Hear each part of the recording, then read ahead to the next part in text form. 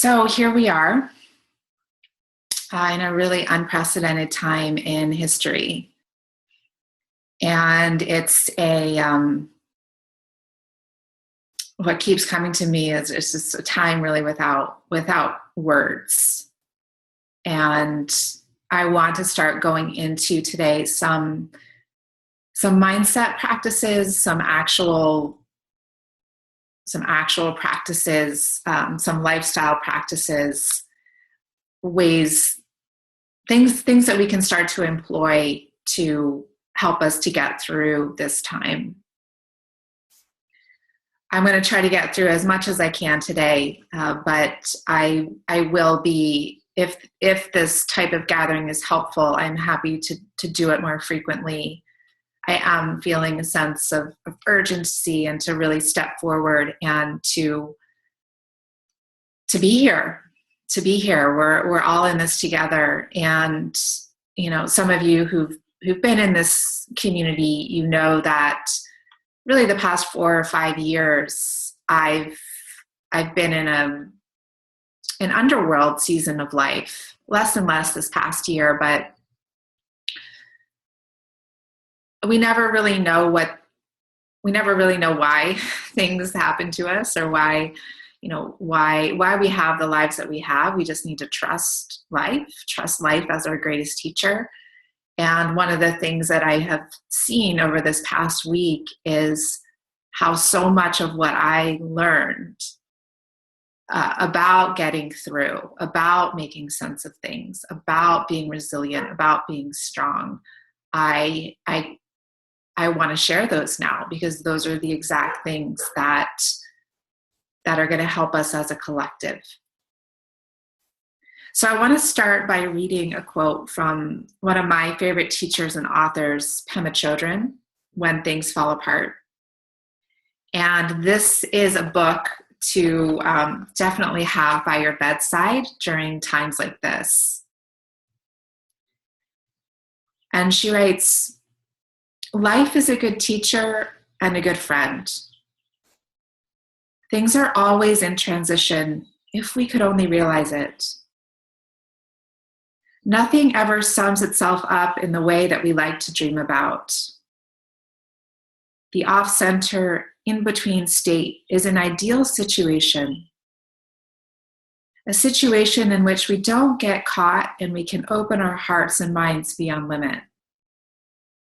It's a very tender, non-aggressive, open-ended state of affairs. To stay with that shakiness, to stay with a broken heart, with a rumbling stomach, with the feeling of hopelessness, that is the path of true awakening. Sticking with uncertainty, getting the knack of relaxing in the midst of chaos, learning not to panic. This is the spiritual path. This is the spiritual path. This is the spiritual path. Right now, what we're living together. This is it.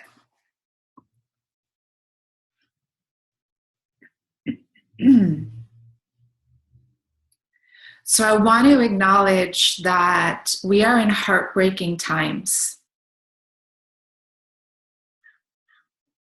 We are in very hard times.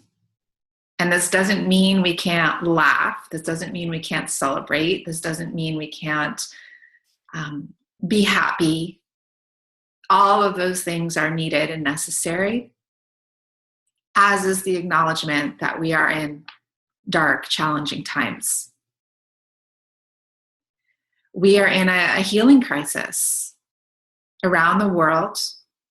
I'm here in the US. I feel really called to be in the US and the mess that it is. We're in a crisis here, medically, politically, economically, and all of us emotionally, spiritually, mentally, and some physically. And as the Chinese symbol for danger, depicts. It's really two characters, crisis and opportunity. Within crisis is tremendous opportunity.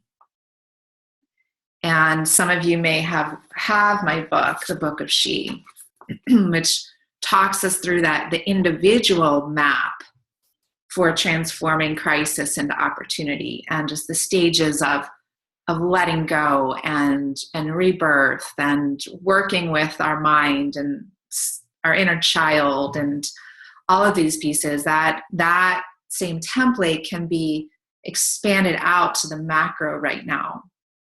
So any tools that you have for healing individually, for healing your own mind, your own heart, your own spirit, your own body, can now be expanded out for the collective, for the macro.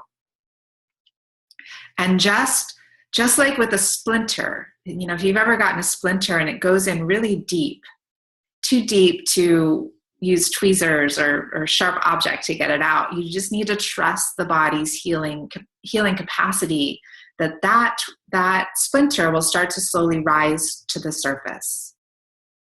There is an innate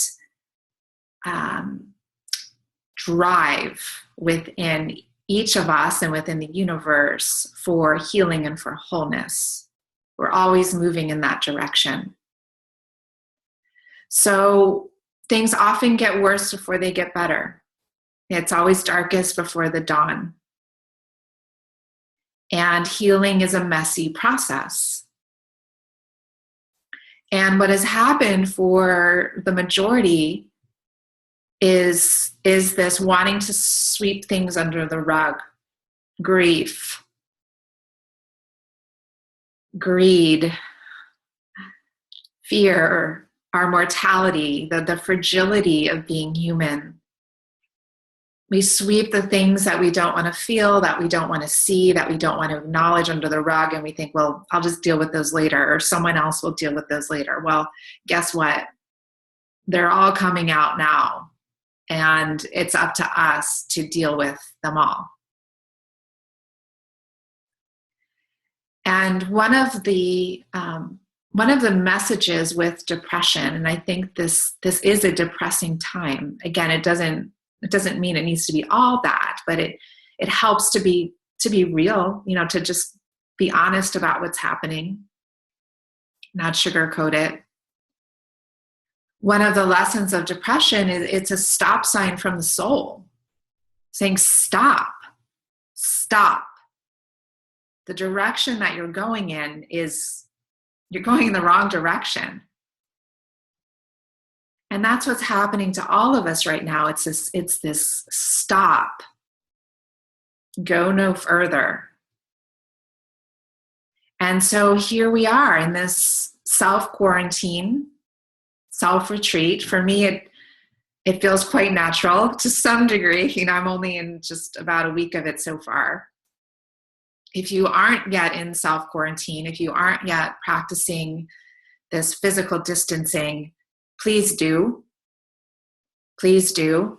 The more and the faster that we can all do this together, the more quickly we can get through this.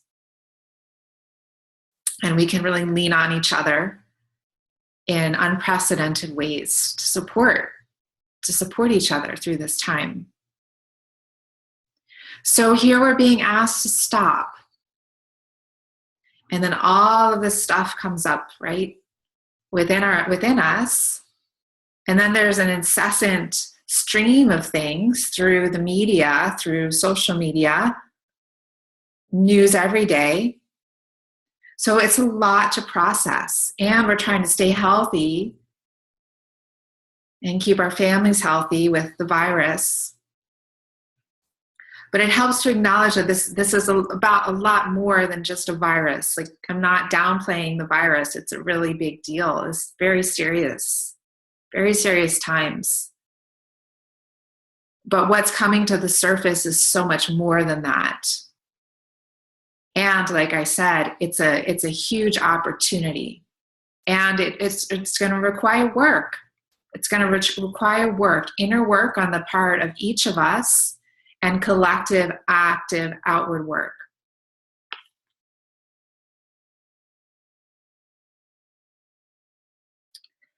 So I'm going to go through about 10 or so things that could be supportive with this self-retreat time.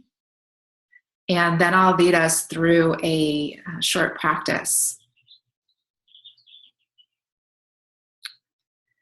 The first thing is to harness the power of your mind. Our minds are the most powerful things that we have. We create life through our minds. And really, in a lot of ways, the spiritual journey, one of the big pieces of it is making friends with our minds and getting our minds on the same page as the rest of us. So acknowledge that there's a choice point right now. There's a choice point. We cannot control the circumstances of our lives, but we can control who we are within those circumstances. So here, it's the vernal equinox. Some places it's the autumnal equinox, the first day of spring. And in a lot of our ancestral cultures, the first day of spring was really considered the first day of the year. So what a beautiful time today to really hit reset and to begin again, even though every day can be that, every moment can be that. But if it's helpful for you, as we just kind of got thrust into this, even though it's been a long time coming, we've seen it coming, but we haven't wanted to look, right? But really the past week, at least here in the US, I know other parts of the country, it's been longer. Other parts of the world, rather, have been longer. But if it's helpful, you can use today as like a demarcation point to help kind of reset within the free fall, within the disorientation. So make the decision who you are going to be in the midst of what is transpiring. Who do you want to be? And some ways that you can start to touch that is like to ask yourself, well, what would love do in this situation? What would greatness do here and now? What would the greatest expression of myself do? Who would she be? And to really get clear on that, write it down. There's something that happens when we actually write with our actual hand to crystallize things more.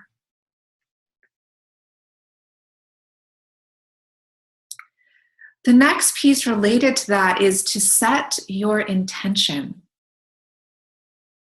So whenever I go on a self-retreat, a solo retreat, I always go through these steps to some degree or another. And before I go on that retreat, I really clarify myself, well, what is my intention for this time, for this week or these 2 weeks or this month ahead? And for us, this could be the rest of the year, longer. We don't know. It could be a few months. We just need to take it one day at a time and get clear on our intention. Because if I go out into my garden and I plant a tomato seed, I'm going to get a tomato plant if I nourish that seed. So what is the seed that you want to plant in the soil today? At the start of this deep journey that we're going on as a collective? Is it a seed of wanting to heal some relationships? Wanting to heal some wounds within yourself that you haven't really had time to because you've been so busy? Is it a seed to be of service to your community, to ask for help and support to strengthen your connection with your highest power, because you don't know how you're going to get through the next week, or how you're going to put food on the table for your family, or pay bills this month or next month, month after. So set an intention. That's we have our power in who we choose to be in any moment and what we choose to focus on. Our focus has a lot of power in it. What do you want to cultivate during this time? A lot of great creativity comes out of challenging times. And most of our great artists throughout history have had darkness in their lives, and they've been these alchemists, these transmuters of this darkness into something really beautiful and useful for other people. So, maybe, for me, it's writing. It's like, oh, wow, I have this expanse of time. I can write more. Or painting. Or you decide. Planting a garden. So many different ways to express our creativity. What do you want to cultivate?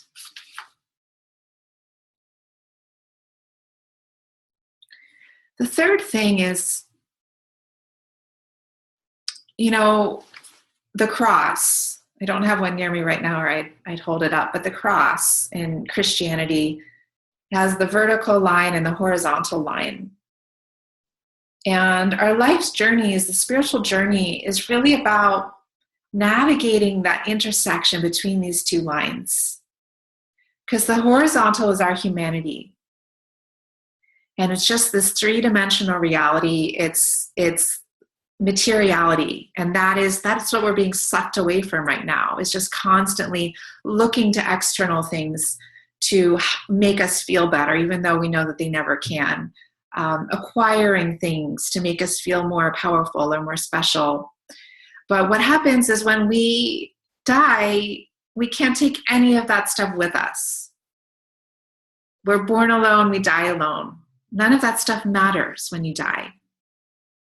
And these times are asking us to look at death, to look at suffering, to look at grief, to look at sickness, and to give all of these things that we want to stuff in that closet, that collective closet, to give them all a seat at the table. So this vertical journey is the ascension. It's the spiritual journey. It's the soul's journey. It's our journey back to oneness. And on the soul's journey, we actually can take things with us. We all have our different belief systems. I believe that as souls, we do reincarnate, and we are here to learn certain lessons in each lifetime. So one of the most important questions that we can ask ourselves in any time is, what is here for me to learn? What are the soul qualities that this experience or this time in my life are really asking me to take on as assignments, as my spiritual curriculum, as my soul's curriculum here in the earth school, in this body of Sarah, right? This personality of Sarah right now. What is here for my soul to learn? And the thing is that on the human experience, we try to run from suffering, run from hard experiences as fast as we can. But on the vertical trajectory, the soul's journey, the soul gets excited. The soul says yes. Because as one of my friends has said to me in the past, comfort teaches us nothing. Really, comfort teaches us nothing. It's when the shit hits the fan that we learn the most, that we grow the most. So in that sense, there can be a glimmer of excitement of like, this really sucks. This is really hard. And like, there's a lot of growth available right now, individually and as a world. So what is here for me to learn? What are those soul lessons? And within that, within the space that we have of spending more time alone and of not being so busy, rushing around here and there, as you know, the 12-step programs teach, it's a time to take a fearless moral inventory of ourselves and of our lives, and to really look closely to see, where am I holding grudges? Who have I not forgiven? What do I need to forgive in myself? Where are areas that I am out of integrity or out of alignment? Where do I need to have an honest conversation with someone, or to see something about my life that I haven't been seeing before, that I have the time and space now to really reflect on that, to really contemplate that? Not necessarily to have an answer or to find a quick resolution, but sometimes these things take time. Forgiveness can be a long process. Forgiving self and others, taking a fearless moral inventory can be a long process. And we have that space and time to do that deeper thinking, which is so crucial in this such a quick fix world. And these deeper soul learnings are not quick fixes, and that's a good thing.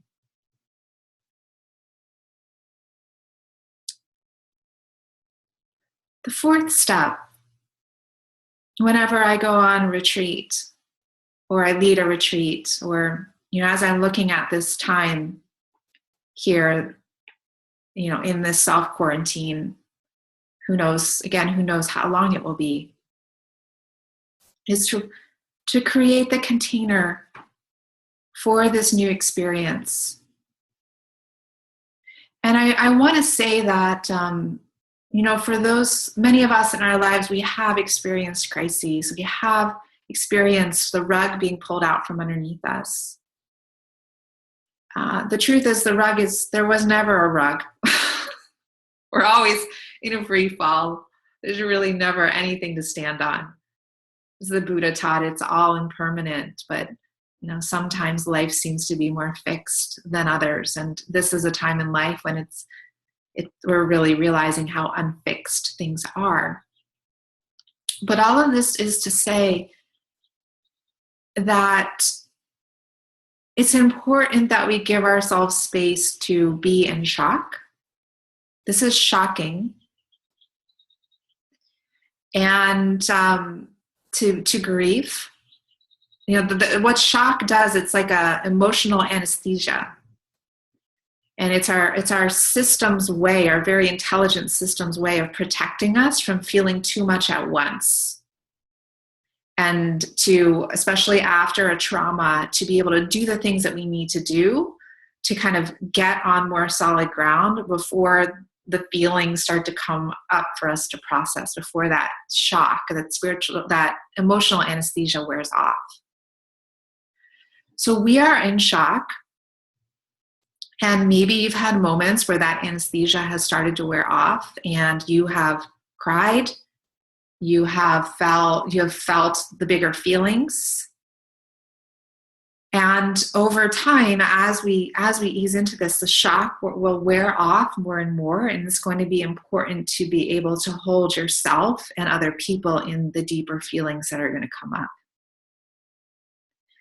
And it's important that we acknowledge that the life that we had, maybe you can point to the last normal day that you had, and maybe some of you are still having normal days and it hasn't fully hit your community yet. But to know that life is over, that reality is not going to exist again. So there's a death here, right? And it's shocking. It does deserve grieving, or not. Maybe you were ready for it. Maybe, Maybe it's a good thing that things are changing. It's always mixed, right? It's being human is very complex. But the spiritual truths are very simple. So we take the complexity of this shock, of this grief, and we surround it with a simple container. You know, for those of you who have children, and maybe you have a playroom for your children, and they might have a basket or a box of toys. And when they get into those toys, you know, an hour, 2 hours later, you can see the room just strewn with stuff. And at the end of the day, you put them all back in the container, and there's a sense of like completeness and tidiness and all rightness with life. So we want to create a container. Another way of thinking that is you want to create a new normal. A new normal. But we don't want to be too rigid with it, because these are weird times, right? We need to allow ourselves to be imperfect. And just like those of us who celebrate Thanksgiving here in the US, you know, when you go to a Thanksgiving dinner, you might wear pants. You might not wear your tightest pair of jeans, right? Or like a tight dress around the midriff, or you know, you want to have some room to expand. And we want our containers, we want our new normals to give us room to expand, because we need a lot of rest right now. We need a lot of decompression. We need spaciousness to process the enormity of this.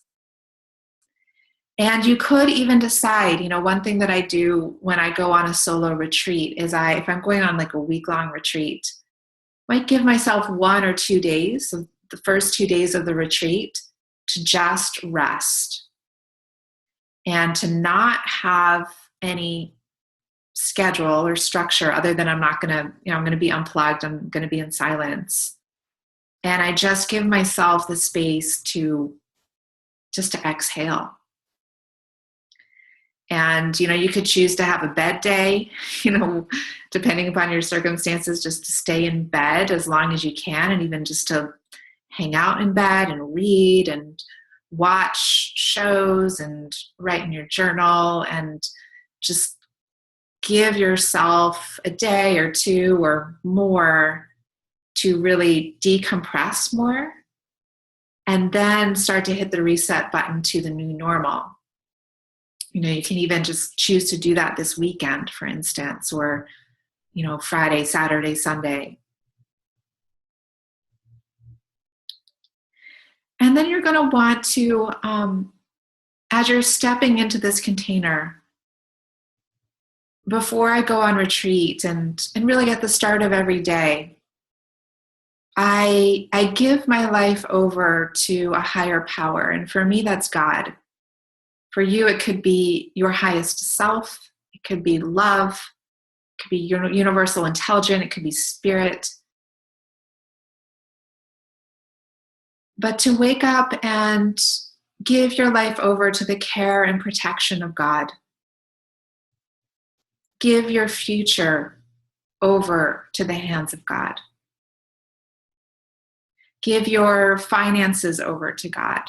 Give your health over to God. Give your family over to God. See your family and loved ones surrounded by love, surrounded by protection. See your home surrounded by love and protection.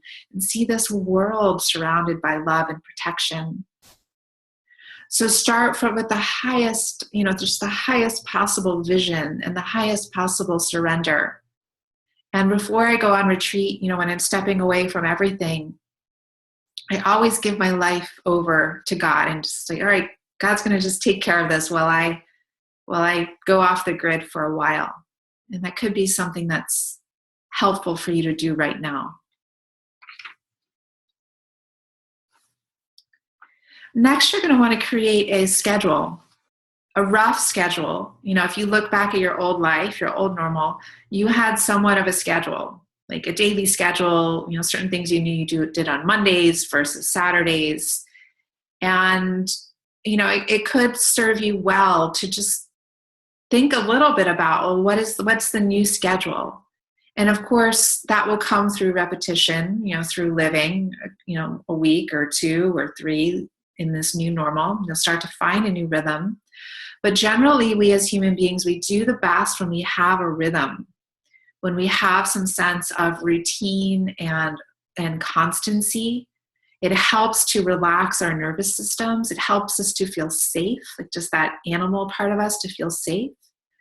So the sooner that you can get on a new rhythm for yourself, and if you're with your family, the better off everyone's going to be. And this way we need to like treat ourselves like toddlers, and put ourselves inside of a structure. So some things to consider with your schedule. The first thing on that list is sleep. Sleep as much as you can. So back to being a toddler, like give yourself a toddler bedtime. I've been going to bed at like 8 or 8:30, and I've been sleeping a lot. I've been waking up at 8 or 8:30.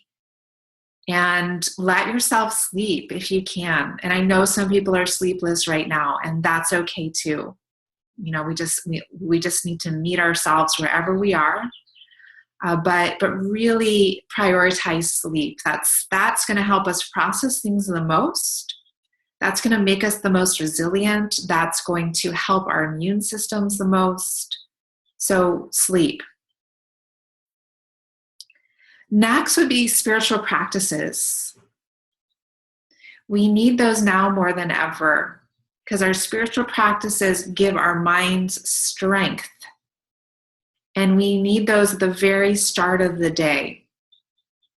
So I know it's tempting to wake up and see like what's happening now, or how's this person doing? How's that person doing? But the more that we can just wake up in the morning and stay in this like self-containment and sit in meditation, even just sit in your bed, sit for 10, 20, 30 minutes. And just meet yourself directly. Meet this moment directly. We'll do some practices with that after I finish speaking. Breath work, pranayama, if you have that in something that this is a good time to do pranayama. Prayer. Having that connection to your higher power. Reading inspiring texts, spiritual texts, whatever your tradition is. Or if you don't have a tradition, there's so many out there. Exercise. So you don't need to be training for your triathlon right now unless you want to. We can just set the bar super low right now. Get outside, get fresh air, get sunshine if you can, and just move your body. Water is very healing. And if you have a bathtub or even just a shower, and of course these many times a day washing our hands. You'll want to set up a schedule obviously for schoolwork and for your own work. You'll want to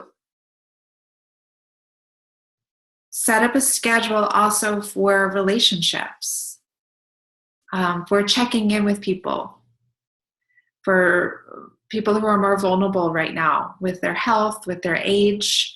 Maybe they're quarantined alone. This is really a time to be here for each other and to actively check in on people, to ask how people are doing, to set up FaceTimes, to set up Zooms, to be as loving, as kind, as compassionate, as generous, as present as possible with everyone. And especially the people just that in your life. Reach out. And again, you get to choose who you're going to be in this. Choose to be someone who is a resource, who is a support, who is an encourager. Also consider how you want to give back or serve during this time. On the material plane, when we give something away, we lose it. Someone else has it and we don't. But on the spiritual plane, when we give something away, that's actually when we get something. Interesting, isn't it? Right? When you give something away, that's when you actually have more. Because in the spiritual plane, it's the truth is that we are all one. We are all one. We are one being. And this virus there's many things that these times are attuning us to, but this is one of the things, one of the big things that this virus is attuning us to is just how interconnected we are. So one of the most healing things that we can do is just get out of our own way and help other people, give back to other people. And maybe if you have financial resources, that's offering that to people who don't. And if you don't have financial resources, maybe it's, like I said, offering that emotional support to people, or, like we see these videos from Italy, singing or creating art for people, or just what are little ways that you can help to make life more beautiful right now. So these are some categories that you can consider. I encourage you not to think too much right now, although that can be tempting when we have so much time alone, because really we don't know. We're in a time of tremendous uncertainty, and we don't know. And we need to keep things as simple as possible, to really go back to the basics, and to know that if you start spinning out, one of the best things that you can do is just go to bed. Just go to bed. And if it's too early in the day to go to bed, put your bare feet on the earth. Or here in Santa Barbara, I'm walking on the beach, bare feet on the sand. And it's called earthing. And it's a real thing. It's not just, one of these spiritual things. There's a lot of scientific research about it. You can look it up on the internet during all this time that we have. But when there's anxiety and fear and panic and trauma in our nervous systems, it kind of bangs around like a pinball in a pinball machine. And when we put our bare feet on the earth, or when we put our bare feet on the sand, it helps to just drain that energy down and gives it somewhere to go. So that's also helpful. And also getting in water, whether that's swimming or a shower or a bath, if you need to just hit reset and come back to the basics. So we can also stay in communication about this together, as we start to put our new normals together, our new schedules together. And remember, it's not about being perfect. A couple of other things related to that is consider how you want to engage with the media. And also social media. And I know it's tempting right now just to stay glued to it constantly. But consider that's actually detrimental to your mental health right now, your emotional health, your physical health. And as best you can, set boundaries around when you're going to check those things. Maybe it's going to be in the morning after breakfast, and then in the evening before dinner. But really try not to be on it all day. One of the best things that we can do for our immune systems is to stay calm, to stay relaxed, to stay out of the stress response.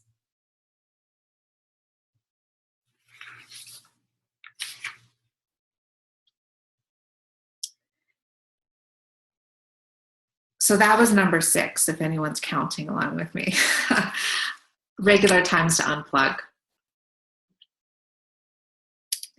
Number 7 is to study great figures in history. So we are not the first peoples, the first generations to go through hardships like this, even though this is unprecedented. Our ancestors have been through great hardships as well.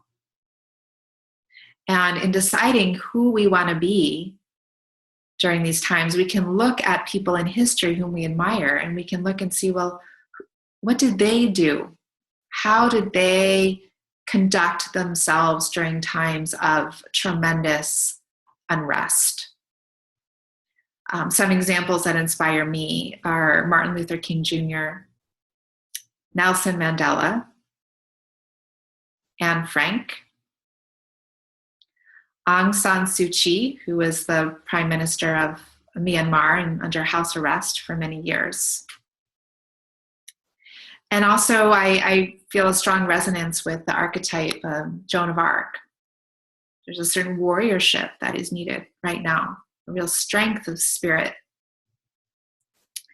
And you may have your own, but read their autobiographies, watch movies about them, use this time to delve into these inspiring figures and to really pull what they did, what they learned into these times.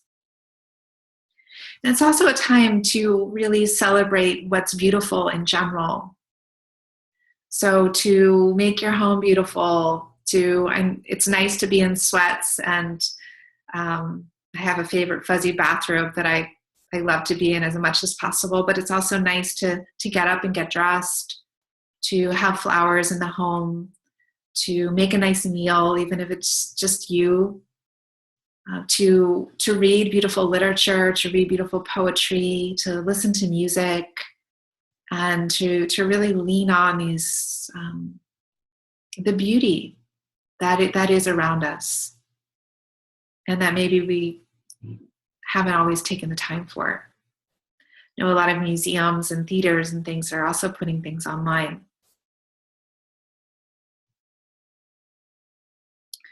With this schedule, just like with meditation, a meditation practice isn't about keeping your mind totally free of thoughts for the entire period of meditation.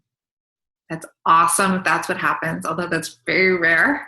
Maybe if you're on a longer retreat, it's more common. But meditation is really about how often you can bring yourself back. You go into discursive thinking, and how quickly can you bring yourself back to the present moment? Whatever you're anchoring your awareness on, whether it's sensations in your body, whether it's the feeling of breath as it flows in and out of your nostrils, whether it's awareness of your lower belly. It's the coming back that is the practice. And same now with these new normal schedules we're going to be creating. It's if you fall off the wagon, you just get back on it with compassion, with kindness, with non-judgment, and you begin again. And begin again, and begin again, begin again. I mean, it's just about always being willing to start over and to laugh about it, right? Number 8 is gratitude and keeping your heart open. So we've all heard about the power of gratitude.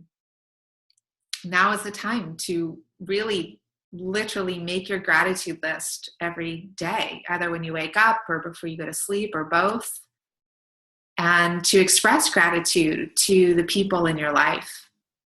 Also, the strangers that you meet who are, behind the cash register at the grocery store, or sending gratitude to the heroes at the front lines, our doctors and nurses and medical professionals, people who are risking their lives, people who are going into service jobs because they're on a daily basis because they can't afford not to.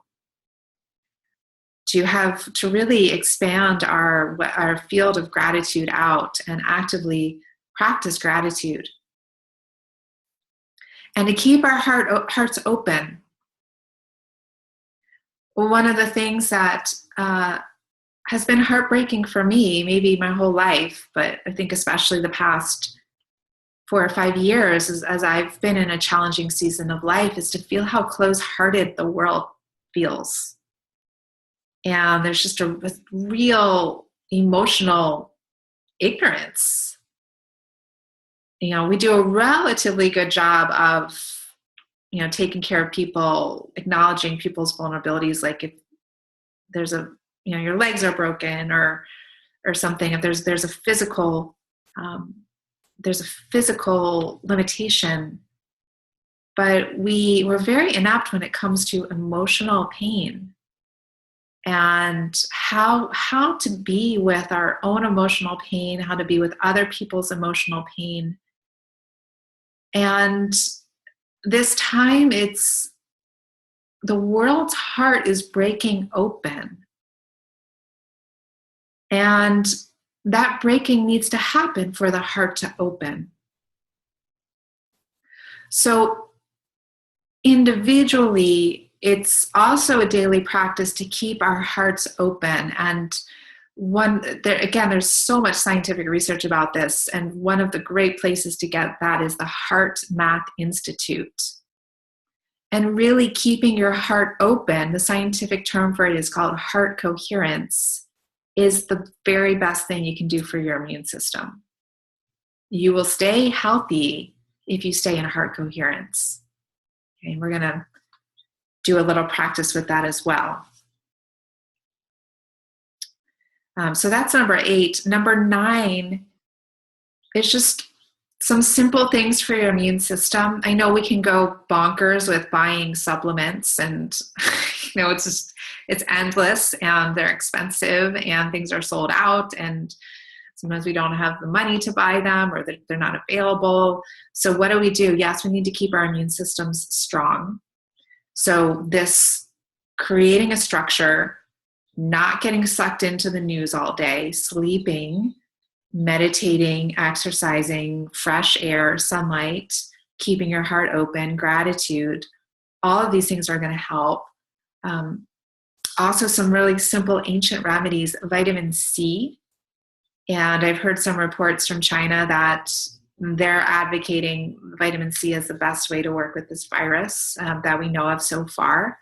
And they're advocating 3,000 milligrams a day. And for me, I take vitamin C in powder and put it in my water and just drink it throughout the day. You can also take it in capsules, but 3,000 milligrams at least spread out over the day. And then gargling with warm salt water and doing that in the morning and in the evening. You can keep a jar of salt and a special cup for yourself and each of your family members in the bathroom, and just gargle with that salt water, and it helps to keep viruses from going from the throat down into the lungs. So those are some simple, easy, affordable things that we can all do to help us stay more healthy. Number 10, the last one is to dream. To dream. Because this is a dream. This life is a dream. And at night, when we go to sleep, we live another kind of dream. And through our dreams come messages, guidance for how to live. So before you go to sleep at night, really set the intention to attune to your dreams. You can keep a notebook by your bed or a little recording device. So if you wake up in the middle of the night, you can record what you remember. And then in the morning, you can start to write about it in your journal. Generally speaking, in dreams, everything that appears is a symbol or representation of something within yourself. So if you dream about another person, it's not actually that person.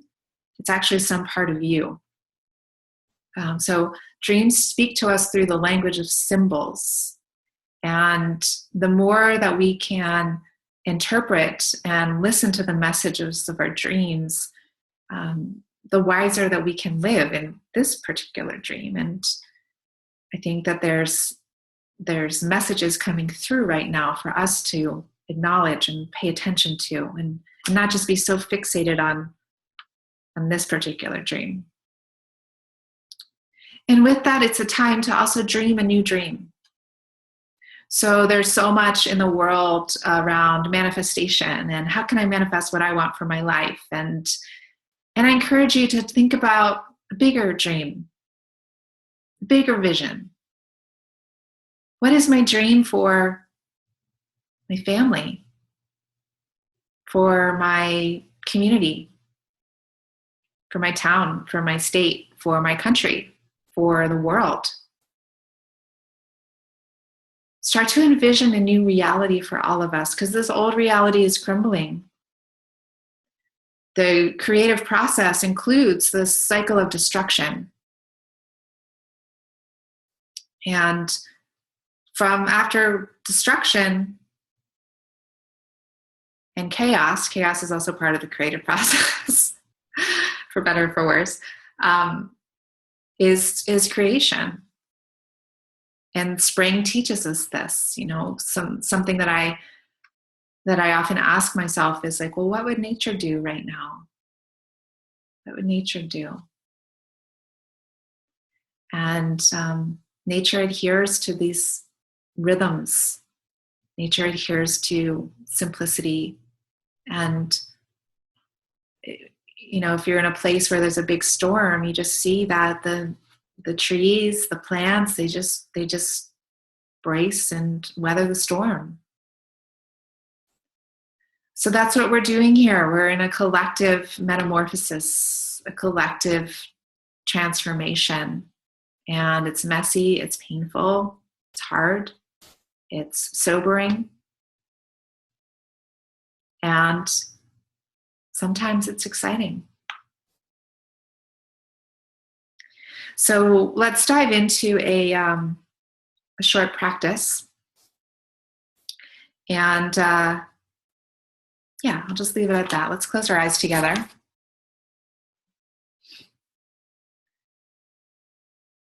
And sit up tall.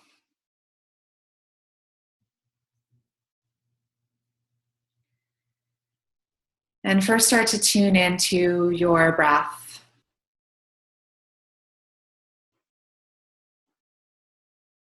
And start to bring your awareness to the sensations in your body.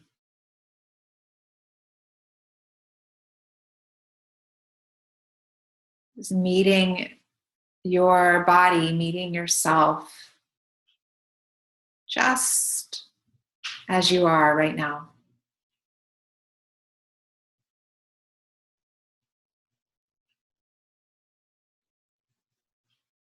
Touching this experience with your loving awareness. Nothing you need to fix or change right now, just meeting this right here, right now.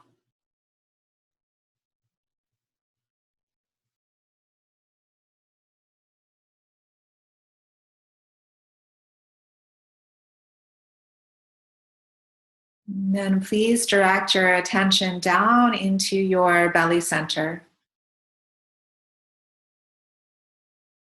In a woman's body, that is our womb space, or space where your womb used to inhabit your body. This is our power center, our wisdom center.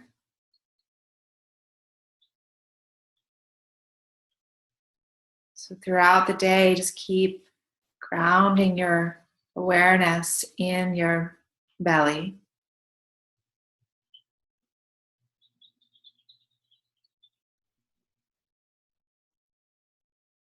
And then from here, you can extend a grounding cord down from your belly, down through the base of your body, and all the way down into the center of the earth.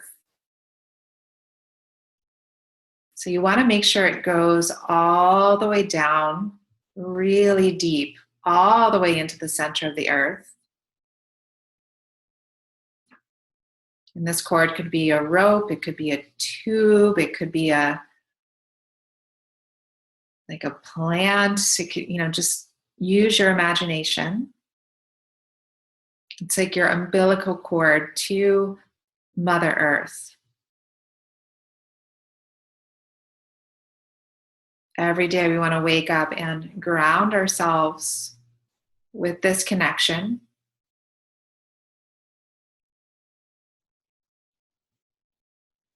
And if you're here, it's likely that you are a highly sensitive person. And so likely you are picking up a lot of things from the people around you, from the collective.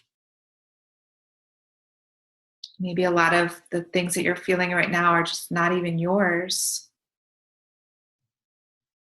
So this is a time now to drain out through that grounding cord anything in your body, anything in your energy field that is not yours. And you can just set that command, just release from my body, from my aura, anything that isn't mine. And you can watch it drain down that cord to be composted into the earth.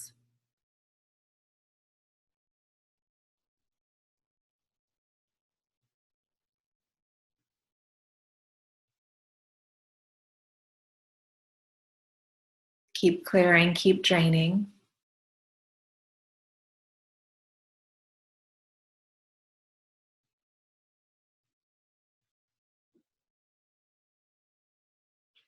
And then you can call from the earth and from the sky, Mother Earth and Father Sky, for those qualities that you do want to bring into your body, that you do want to bring into your energy field. And let those rise up through the grounding cord. Let those just fall into you through the light around you. Stability, peace, equanimity, kindness, compassion, wisdom, resilience, happiness, creativity.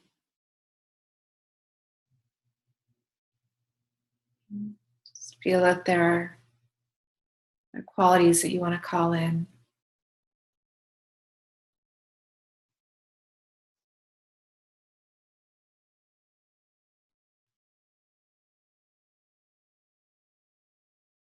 And then bring your awareness into your heart. Your big, beautiful, tender heart.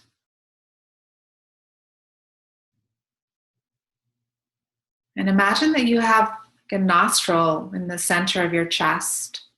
Your physical heart is in the upper left side of your chest, and your more energetic heart is right in the center, right below your sternum. Imagine that you're breathing in and out of your beautiful heart.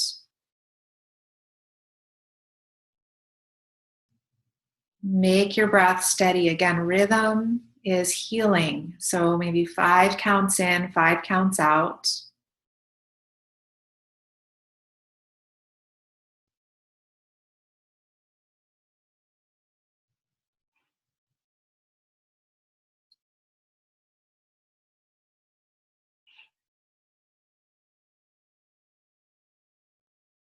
Attuning your heart with your breath.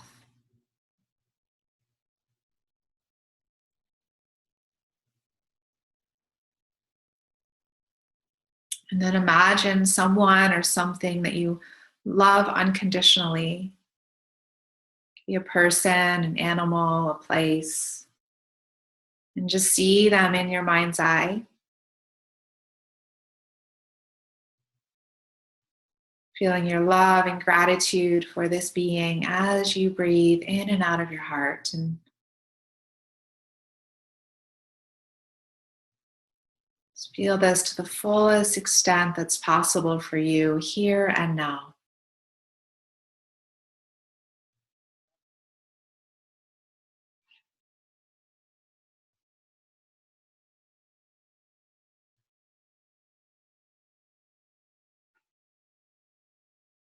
And this is our hearts coming into coherence together.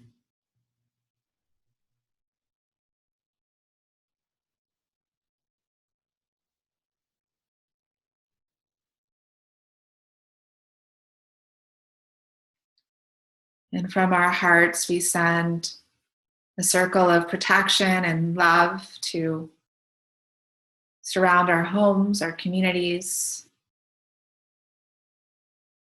There's loved ones that you want to send this love and protection to. Just envision it going to them.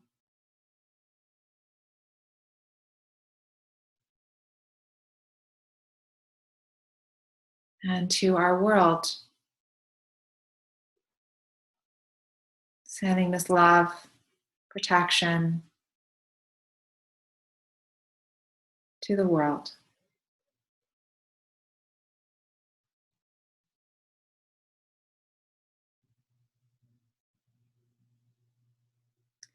As you're ready, you can slowly open your eyes.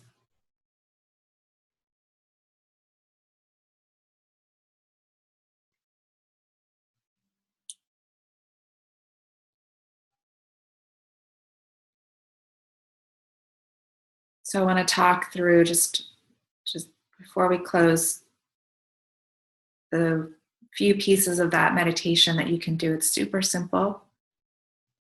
The first one is just start with meeting yourself directly. Just feeling your body, feeling yourself just as you are. Next, ground yourself in your belly, your power center. Establish your grounding cord with the heart of the earth. And drain out from you anything that isn't yours or that is yours and you just want to get rid of. And then draw into you those qualities that you want to fill yourself up with to make you feel more you, more of your best self, self with a capital S. And then coming into your heart. So bring your awareness to your heart. Breathe in and out of your heart. And then you can also call to mind someone or something that you love unconditionally as you breathe in and out of your heart. And that will make your heart beat more regularly and to expand its electromagnetic field, and that will boost your immune system. It will help to lift depression. It will just make everything better. And you can do that in 5 to 10 minutes. But I encourage definitely morning meditation, first thing, and then little periods throughout the day, as much as we can. So I am here, and I'm here to support you in any way that you need. I offer private sessions, sliding scale. I want everyone who needs support to be able to get support. You can email me, support@thewayofthehappywoman.com. I'm starting up my podcast again, She Talks, and that has a lot of Dharma talks speaking to these darker times. I like to extract wisdom from the darkness. It seems to be my theme, to create beauty from the chaos. And I'll be uploading some new Dharma talks on there. So that may be helpful. I'm going to be sending out regular emails with things that I hope are helpful and inspiring. If you're not on my email list, you can join that at thewayofthehappywoman.com. I'll be leading more of these community calls. And I'm also starting up my online women's spiritual practice community again with very steep discounts. It's something that I've run since 2010. This was the first year that I thought I wasn't going to be doing it.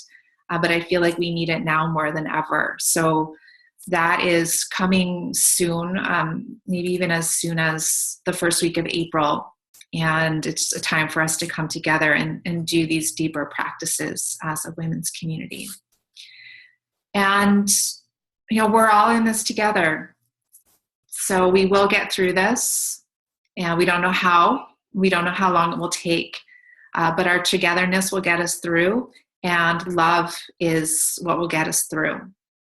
So when in doubt, just remember, love heals. Love will prevail. Love is the only thing that's real. Everything else is just a hallucination at the deepest level. And that's where we need to go during these times. All right. Well, much love to all of you, and we will stay connected. Okay. Stay safe, stay well, and God bless you all. Bye.